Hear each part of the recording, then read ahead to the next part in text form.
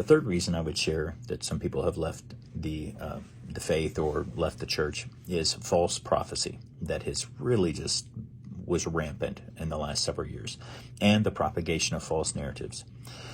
So leading up to the most recent election, presidential election, some ministers, Pentecostal ministers specifically, made prophecies, not just opinions, not just, I believe, I think this individual is going to be reelected. No, they made prophecies. Thus saith the Lord, that the former president would be reelected to office. Now, I don't care what you think about him or what you think about our current president. It's irrelevant.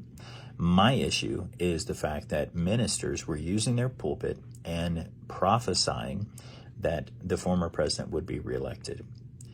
Well, he wasn't. And when they discovered that the election was not going in his favor, it had not gone in his favor, their prophecies turned out to be false.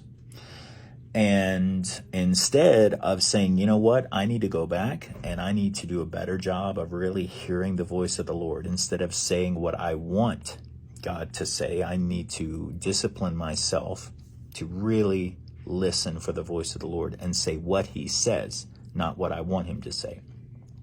That would have been the proper response. Instead, their response was, well, my prophecy was true and the election was stolen.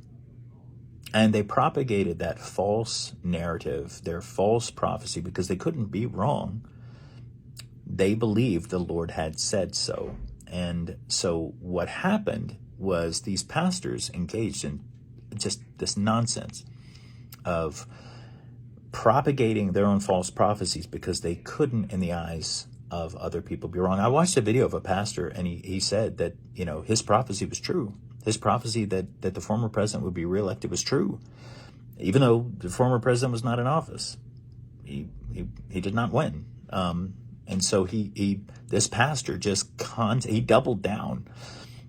And this is one of the reasons why people distrust pastors, Pentecostals, is because some pastors have engaged in this nonsense.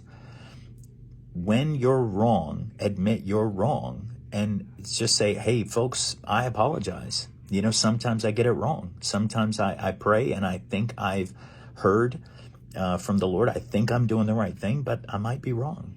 But no, they doubled down. And that really eroded the trust that people have in their pastor, especially Pentecostal pastors. Pentecostals are already marginalized within our culture. We're already made fun of on Saturday Night Live and other forms of media. We didn't need this to point the bullseye at us even more. And that's one of the reasons why some people have left the church.